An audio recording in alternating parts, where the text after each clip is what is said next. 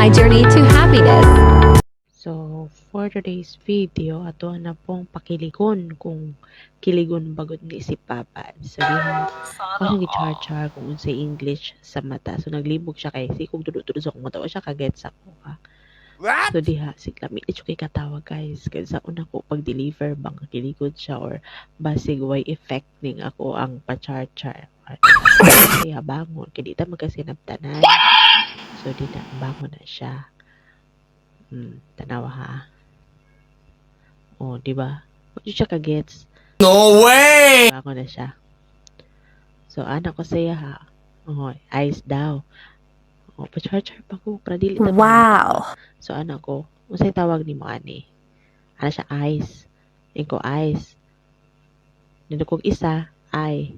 Anak po ko, I love you. Excellent! Diba? Ha, ha, ha, ha, ha, ha. Diba? Woo! Gilig si Bayan